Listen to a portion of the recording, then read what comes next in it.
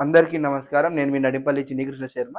ఈరోజు మనం ఈ వీడియోలో ఛత్రపతి శివాజీ మహారాజ్ జీవిత చరిత్రను, అతడు హిందూ సామ్రాజ్యం కోసం పడిన కష్టాన్ని, అలాగనే అతను మరాఠా సామ్రాజ్యాన్ని ఏర్పాటు చేశాక తన రాజ్యాన్ని ఎలాగ చూసుకున్నాడు, ఎందుకు హిందూ రాజుల్లో చిరస్థాయిలో ఛత్రపతి శివాజీ మహారాజ్ నిలిచిపోయినాడో ఈరోజు మనం ఈ వీడియోలో తెలుసుకుందాం.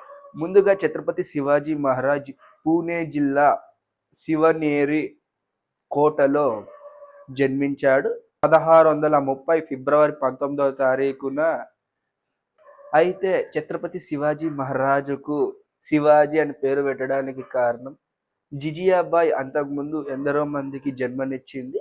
బట్ వారు మరణించడం జరిగింది వారు వెంటనే. దీంతో శివ పార్వతులకు కోరుకున్నటువంటి ముక్కు ప్రకారం తను శివ పార్వతులకు కలిసి వచ్చేటట్టుగా శివాజీ అని అయితే పేరు పెట్టారు. ఛత్రపతి శివాజీ మహారాజ్ తండ్రి అయినటువంటి సాహాజీ నిజాం షాహీల దగ్గర ప్రతినిధిగా పనిచేసేవాడు.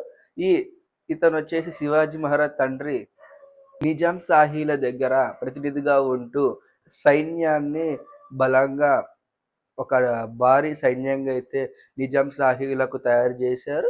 వీరిపై షాజహాను దండయాత్ర చేసినప్పుడు శివాజీ మహారాజ్ తండ్రి వేసిన ఎత్తుగడల వల్ల ఈ నిజాం షాహీలు బతికిపోయారు, రాజ్యాన్ని అలాగనే పెట్టుకున్నారు.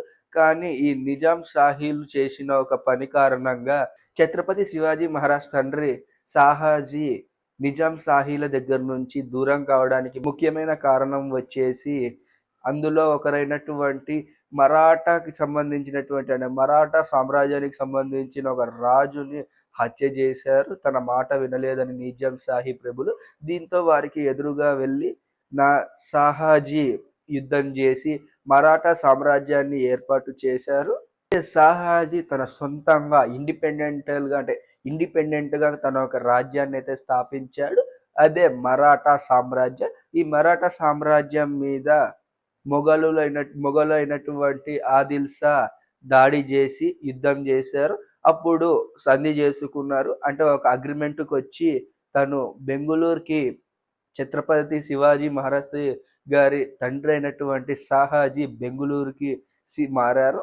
అక్కడ బెంగుళూరుకి మారడానికి గల కారణం ఇది కూడా ఇప్పుడు ఏదైతే బెంగుళూరు ఉందో ఈ ప్రాంతం కూడా మొఘళ్ళ ఆధీనంలో ఉండేది అప్పట్లో. దీంతో ఛత్రపతి శివాజీ మహారాజ్ తండ్రి అయినటువంటి సాహాజీ అక్కడికి షిఫ్ట్ అయ్యారు. అయితే ఛత్రపతి శివాజీ మహారాజులో హిందుత్వ భావజాలాలు పెరగడానికి, హిందూ సామ్రాజ్యం ఏర్పాటు చేయడానికి చాలా నేర్చుకున్నారు. వాటిలో వారి తల్లి అయినటువంటి జిజియాబాయి దగ్గర నుంచి రామాయణం కానీ, హిందూ యోధుల కథలు కానీ, మహాభారతం, రామాయణం ప్రతిదీ కూడా క్షుణ్ణంగా వివరించి శివాజీ మహారాజుకి జిజియాబాయి నేర్పింది. దీన్ని ఆదర్శంగా తీసుకొని ఛత్రపతి శివాజీ మహారాజు తనకంటూ ఒక గ్రూప్ ని ఏర్పాటు చేసుకున్నాడు. అయితే ఛత్రపతి శివాజీ మహారాజ్ వివాహ బంధానికి వస్తే మొదటి భార్య అయినటువంటి సాయిబాయి ఛత్రపతి శివాజీ మహారాజ్కి పిల్లలు వచ్చేసి శంభాజీ మహారాజ్, శేకుబాయి, రాణుబాయి, అంబికాబాయి. తర్వాత వచ్చేసి ఛత్రపతి శివాజీ మహారాజ్ రెండో భార్య సోయిరాబాయి. ఈమెకు వచ్చేసి ఇద్దరు పిల్లలు, బాలీరాయ్ మరియు రాజారాం. బీజాపూర్ సామ్రాజ్యానికి చెందినటువంటి తోర్నకోట మీద దాడి చేసి ఆ రాజ్యాన్ని తన ఆధీనంలోకి తెచ్చుకున్నాడు. ఆ తర్వాత 3 ఏళ్లలో కొండసకోట మరియు రాజ్గఢ్లను సైతం తన ఆధీనంలో తెచ్చుకున్నాడు. అయితే ఇది గమనించినటువంటి మొఘల్ రాజు అయినటువంటి ఆదిల్ షా ఇది గమనించి ఛత్రపతి శివాజీ మహారాజ్ తండ్రిని తన ఆధీనంలోకి బందీగా తీసుకున్నారు మోసపూరితంగా. అయితే ఛత్రపతి శివాజీ మహారాజ్ అన్న శంభాజీ బెంగుళూరులో ఉన్నది పసిగట్టి మొఘల్ రాజు ఆదిల్ షా 2 సైన్యాలను పంపించాడు శంభాజీని పట్టుకోమని. బట్ శంభాజీ అక్కడ ఛత్రపతి శివాజీ మహారాజ్ శంభాజీ ఇద్దరు కలిసి ఆ 2 సైన్యాలని మట్టుబెట్టి బందీగా ఉన్నటువంటి సాహాజీని వారు వెంట తీసుకొని బంధ విముక్తి అయితే చేశారు. ఛత్రపతి శివాజీ మహారాజుని ఎలాగైనా తన బందీగా తీసుకోవాలనుకున్న ఆదిల్ షా యుద్ధంలో క్రూరుడైనటువంటి అఫ్జల్ ఖాన్ ని ఛత్రపతి శివాజీ మహారాజు మీదకి యుద్ధానికి పంపించారు. అయితే ప్రతాప్‌గఢ్ యుద్ధం జరిగింది. ఈ యుద్ధంలో ఛత్రపతి శివాజీ మహారాజు మీదికి ఆదిల్ షా క్రూరుడైనటువంటి అఫ్జల్ ఖాన్‌ని యుద్ధానికి పంపించారు. అయితే యుద్ధంలో తనకు తెలిసినటువంటి ఛత్రపతి శివాజీ మహారాజు ఈ యుద్ధ తంత్రాలు, గొరిల్లా యుద్ధ నీతి అన్నీ తెలుసుకున్న అఫ్జల్ ఖాన్ ఛత్రపతి శివాజీ మహారాజ్ ఇష్టదైవమైనటువంటి భవానీ దేవి ఆలయాన్ని ధ్వంసం చేశారు.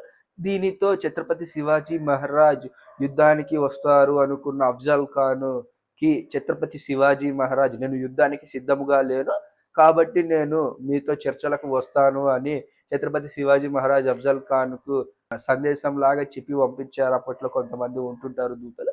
అయితే ఛత్రపతి శివాజీ మహారాజ్ అఫ్జల్ ఖాన్ గురించి తెలిసింది కాబట్టి తను బాడీ మొత్తం కూడా కవర్ అయ్యే విధంగా ఒక ఐరన్ షీల్డ్ ని ధరించాడు. దాని లోపలనే ఒక కత్తిని కూడా దాచుకున్నాడు. అఫ్జల్ ఖాన్ గురించి తెలిసింది. అయితే అఫ్జల్ ఖాన్ ని కలిసి చర్చిస్తున్న సమయంలో అప్పుడు ఒక అంటే గుడారాలు అంటే చిన్న చిన్న టెంట్స్ మాత్రమే ఉంటాయి. ఆ టెంట్స్ లో చర్చించడానికి లోపలికి వెళ్తున్నప్పుడు ఒక ఇద్దరిని మాత్రమే అలో చేశారు. ఒకరు వచ్చేసి ఛత్రపతి శివాజీ మహారాజు, మరి ఇంకొకరు వచ్చేసి అఫ్జల్ ఖాన్. ఈ ఇద్దరితో పాటు వీరి వెంబడి వచ్చిన వారు బయటనే ఉండిపోయారు. అయితే చర్చలు సాగుతున్న సమయంలో అఫ్జల్ ఖాన్ ఛత్రపతి శివాజీ మహారాజుకి పొడచడానికి వెళ్ళగా తనకున్నటువంటి ఆ ఏదైతే ఐరన్ షీల్డ్ ఉందో దాని కారణంగా తనకి ఎటువంటి గాయం జరగలేదు. కానీ అఫ్జల్ ఖాన్ ఇలాంటిది ఏదో ఒకటి చేస్తాడని తెలిసిన ఛత్రపతి శివాజీ మహారాజ్ తన దగ్గర ఉన్నటువంటి ఆ కత్తిని తీసి ఆ ఉగ్ర నరసింహుడి మాదిరి అఫ్జల్ ఖాన్ యొక్క గొంతు మీద దాడి చేశాడు. అలా మరణ భయంతో అఫ్జల్ ఖాన్ బయటికి వెళ్తూ ఉంటే అప్పుడు ఛత్రపతి శివాజీ మహారాజ్ తలను ఖండిస్తాడు. అంటే తలను కూడా తెగ నరికేస్తాడు. దీంతో అఫ్జల్ ఖాన్ మీద కూడా యుద్ధం అనేది గెలిచినట్టే ఇది.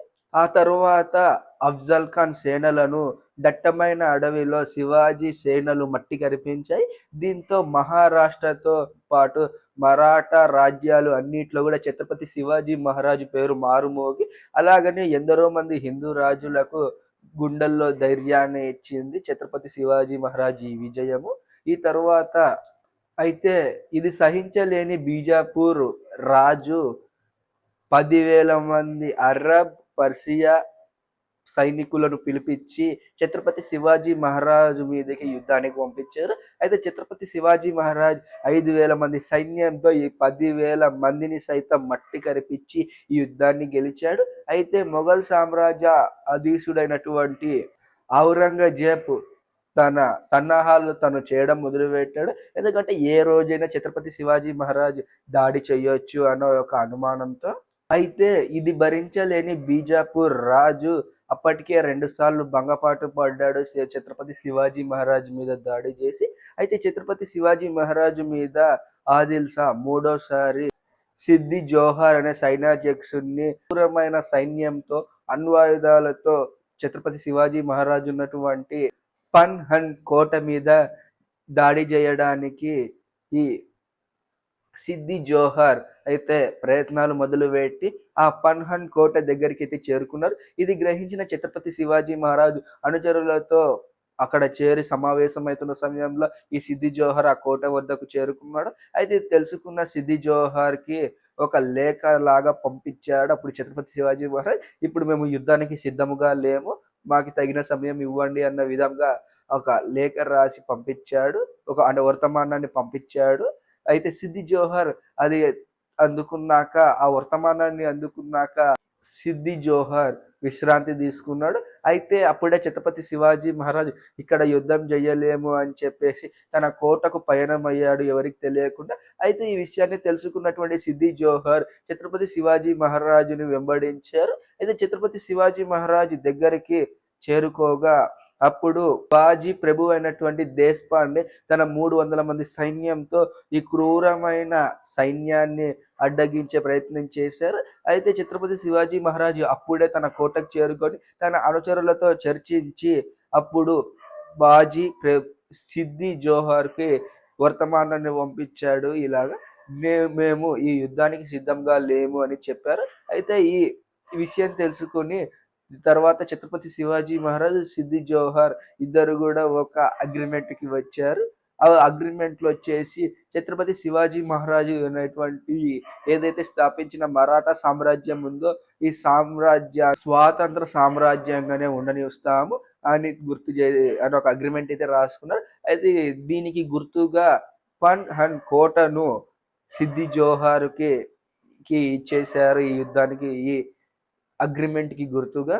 అయితే ఛత్రపతి శివాజీ మహారాజు మీద ఔరంగజేబ్ మేనమామ అయినటువంటి సోయిస్తా ఖాన్ భారీ సైన్యంతో మరియు భారీ ఆయుధాలతో ఛత్రపతి శివాజీ మహారాజు ఉన్నటువంటి కోట మీద అనగా అంటే పూణేలో ఉన్నటువంటి లాల్ మహల్ మీద యుద్ధానికి బయలుదేరారు. అయితే ఇది తెలుసుకున్న ఛత్రపతి శివాజీ మహారాజ్ ఈ షాయిస్టా ఖాన్కి వర్తమానం పంపించి మేము యుద్ధానికి సిద్ధముగా లేము అని తెలియజేశాడు. ఇది తెలుసుకున్న షాయిస్టా ఖాన్ అయితే ఛత్రపతి శివాజీ మహారాజుని ఓడించి షాయిస్టా ఖాన్ లాల్ మహల్ కోటను సొంతం చేసుకొని అక్కడే తన నివాసాన్ని ఏర్పాటు చేసుకున్నారు. అయితే ఈ షాయిస్టా ఖాన్ ఒకటి అయితే ముందుగానే అనుకున్నాడు, ఈ ఛత్రపతి శివాజీ మహారాజ్ ఏ రోజైనా తన మీద యుద్ధం చేసి తన మీద ఈ రాజ్యాన్ని తిరిగి తన స్వాధీనంలోకి తెచ్చుకుంటారు అని ఈ షాయిస్తా ఖాన్ అనుకొని పూణే నగర వ్యాప్తంగా